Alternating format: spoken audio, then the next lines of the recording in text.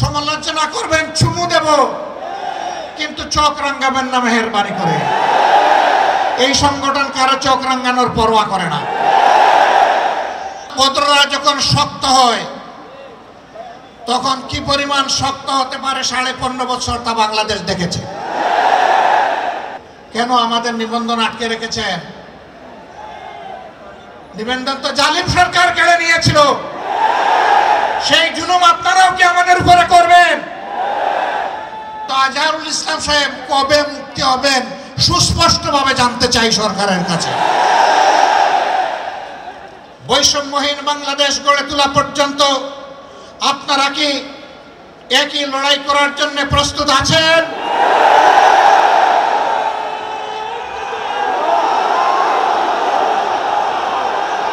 আবু সাইদ মুগ্ধ, শেষ হয়নি যুদ্ধ। আমাদের প্রশ্ন, ফ্যাসিবাদের সবচেয়ে কঠিন সাক্ষী আজহারুল ইসলাম সাহেব মুক্ত হলেন না কেন?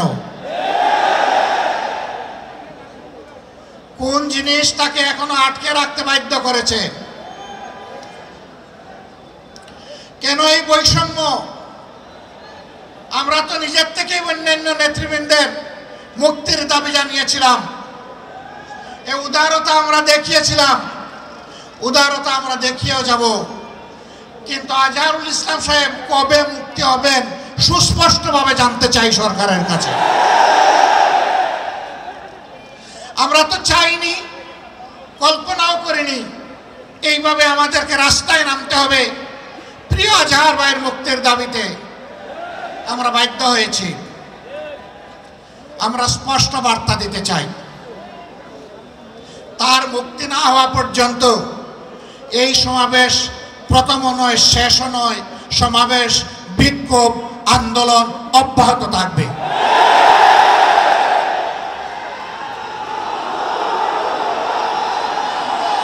আমরা আশা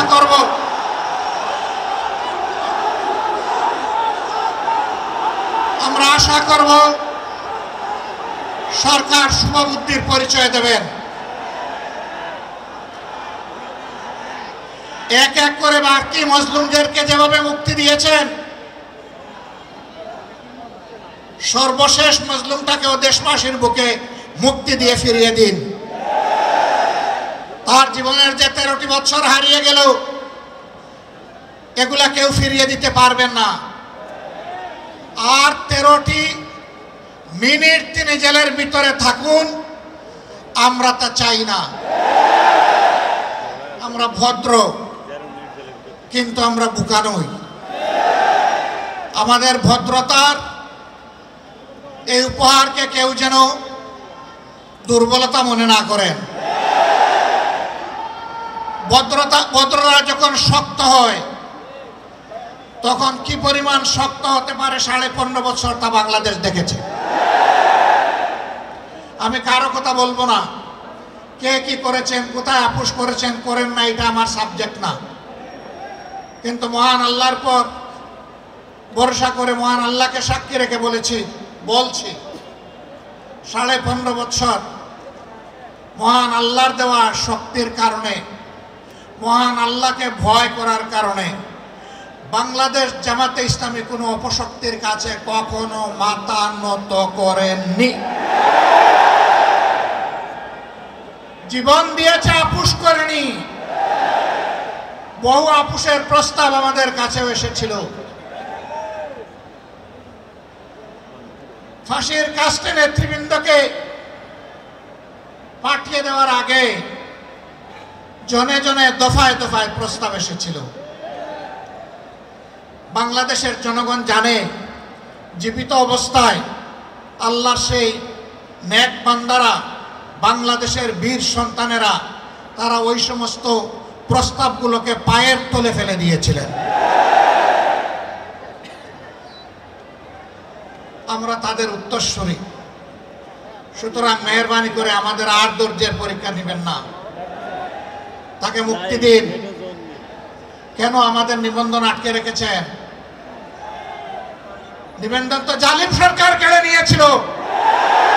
সেই জুলুম আপনারাও কি আমাদের উপরে করবেন? এই জন্য কি হাজার জনতা জীবন দিয়েছে, হাজার হাজার মানুষ পঙ্গুত্ব বরণ করেছে আবারও সেই বৈষম্য দেখার জন্যে। আমরা বাংলাদেশের মাটিতে আর কোনো বৈষম্যকে বরদাস্ত করব না। সকল বৈষম্যের কবর রচনা না হওয়া পর্যন্ত আমাদের আন্দোলন অব্যাহত থাকবে ইনশাআল্লাহ। আমি প্রিয় সহকর্মীদের কাছে জানতে চাই, 15.5 বছর জীবন দিতে যেমন ভয় করেন নাই, গুলির সামনে বুক পেতে দিতে ভয় করেন নাই, সর্বশেষ জুলাই আন্দোলনে শরিক হয়ে যেমন করে দেশপ্রেমের দায়িত্ব এবং দেশপ্রেমের প্রমাণ পেশ করেছেন, একটি মানবিক বাংলাদেশ, বৈষম্যহীন বাংলাদেশ গড়ে তোলা পর্যন্ত আপনারা কি একই লড়াই করার জন্য প্রস্তুত আছেন?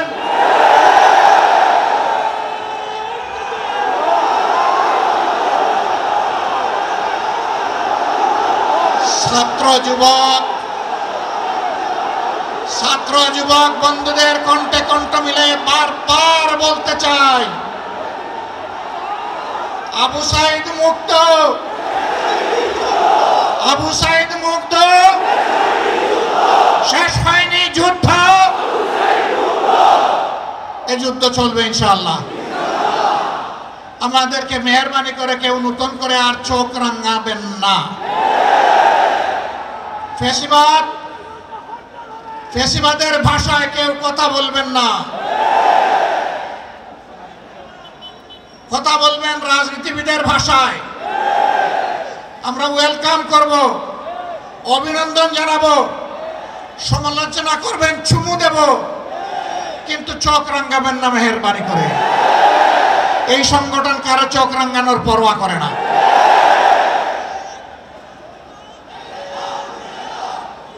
আমার সম্মানিত ভাইরা, দেশের বিরুদ্ধে, জাতির বিরুদ্ধে অতীতেও ষড়যন্ত্র ছিল, ফ্যাসিবাদের পতনের পরেও ষড়যন্ত্র অব্যাহত আছে। এক এক করে আল্লাহ তাআলা সকল ষড়যন্ত্রকে ব্যর্থ করে দিয়েছেন। আমরা আশাবাদী একটা ঐক্যবদ্ধ জাতি আগামীতেও সকল ষড়যন্ত্র আল্লাহর সাহায্যে ব্যর্থ করে দিবে ইনশাআল্লাহ। তাই আমার শেষ আবেদন, আসুন দল মতের ঊর্ধ্বে উঠে আমরা সব ধরনের ফ্যাসিবাদের বিরুদ্ধে আমরা রুখে দাঁড়াই।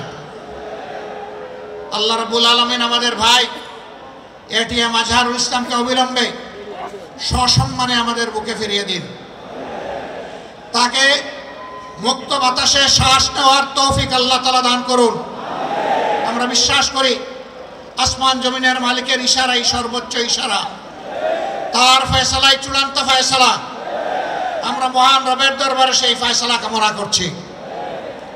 আপনাদের সকলকে আজকের এই আয়োজন সফল করার জন্য প্রিয় সংগঠনের পক্ষ থেকে আন্তরিক কৃতজ্ঞতা এবং মুবারকবাদ জানিয়ে আগত দিনের লড়াই সংগ্রামের রাজপথে আবারও সংগ্রামী ভূমিকা রাখার উদাত্ত আহ্বান জানিয়ে আমার বক্তব্য এখানেই শেষ করছি। আল্লাহ হাফেজ।